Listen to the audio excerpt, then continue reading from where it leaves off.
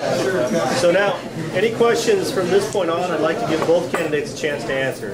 I would like to know if the county will continue the block watch training. Neighborhood watch. Yeah, the question was, will the county continue the block watch training for neighborhood watch? And I think that goes hand in hand with this gentleman's question in terms of utilizing the volunteers. I'm sorry. One of the things that I want to do is kind of change the paradigm from us being the sole proprietor of public safety. We've always been historically, we'll take care of this. You go on about your life. You don't need to fuss about this. I want to change that from us being the sole proprietor to communities, however defined, whether it's ethnically, geographically, religiously, taking ownership of their own public safety in partnership with us. So the volunteers have a part, and certainly the block watch and the neighborhood watch programs have a part in that as well. I think Scott makes a good point, and I believe that actually as a sheriff he would do better than what we see now. Neighborhood watch used to be a whole lot more important. Now it seems to have fallen off the wayside again, and possibly it's coming back better right now. But it's extremely important because as you lay off not 120 deputies, which is what you hear about in the press, but literally hundreds of deputies which got laid off, because you had to lay off hundreds of on-call deputies before you laid off one full-time deputy. As you do that, you need other resources. You need the eyes and ears of the public telling you. And it goes a little further than that. It goes back to those volunteers that somebody asked about. The Sheriff's Department has been abysmal under John McGinnis in working with volunteers. I do think Scott would change that, but I think the point is, it's just been abysmal up to this point. It's something that I would definitely look to strengthen tremendously.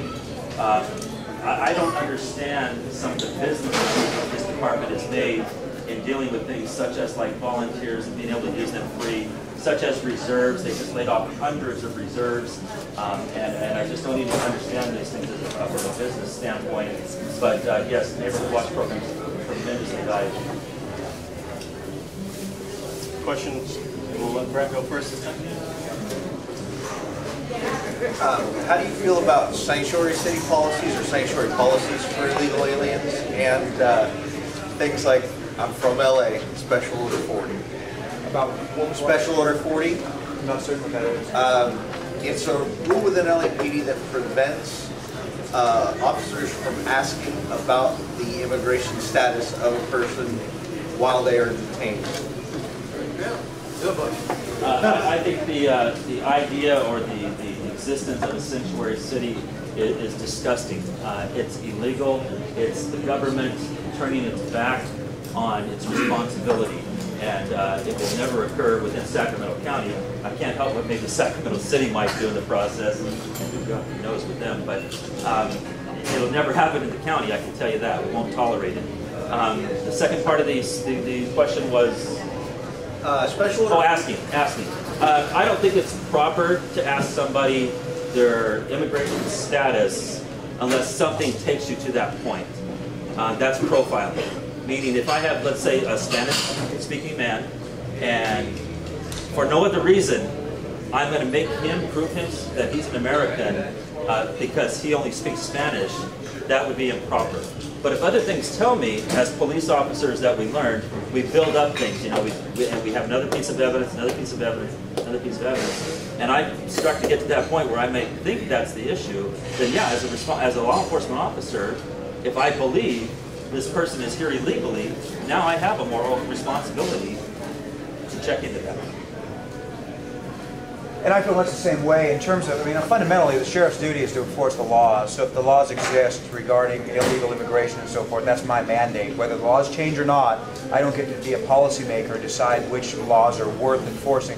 We all sitting in this room don't get to choose which laws we obey based on whether we think they make sense. So I am against the sanctuary city for that reason alone.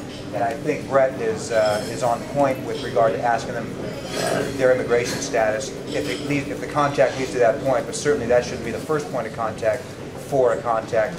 In our jail currently, everyone that's arrested is interviewed for potential legal status by Immigration and Customs Enforcement right now. They take over that role inside our jail. So once they become arrested and go through that process, there is a screening process for that, and those people currently are, they're diverted into that process. I hesitate to ask this question because I don't know enough about the subject. Oh, so good, then I can lie. So I'm looking to you guys to educate me, but I understand that the Sheriff's Department contracts a lot of employees, even though there's 120 that are on the street right now, or let go. So, particularly in the jail, we don't contract anybody. I'm not sure. It may be a semantic issue. We don't have, as Brent alluded to, before we got rid of the deputies, by contract, we couldn't use any more reserve or on-call, temporary, intermittent, the retired annuitants, whatever they are, whatever category, we can't use any of those. We also had 234 vacancies that we were holding vacant to try and buffer us against the impending storm, financial storm, which are gone as well. We don't have any contract. All the people we have in the jails are deputy sheriff. So we don't have correctional officers. That's a whole separate discussion. But the problem with our layoffs is the jails are a mandated service. So when we have cuts, we can't cut corrections. We can only cut investigations, auxiliary services, field services, 911 responders, and that's exactly what's happening. Every other auxiliary program or non-essential program is gone. The only thing left is 911 responders and detectives. But we don't have any contract law enforcement employees. The only thing I'd add to that is that, are you talking maybe about contracted law enforcement services like the Rancho Cordova, maybe?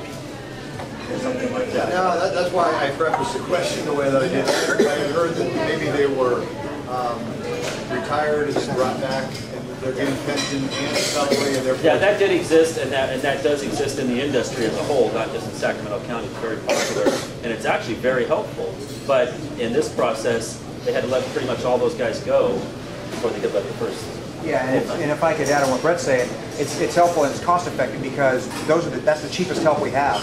You have seasoned officers that are working for hourly wages without any benefits or anything. So we can fill in these spots. The 375 on-calls that we let go were about 120 full-time equivalent positions. So we staffed 120 positions with these less expensive help. We didn't pay benefits, which of course is almost up to 50% of the cost of a deputy. So they are very cost effective. I mean, if you get past the getting paid twice and getting a pension and all that, they are cost effective, but all those are gone.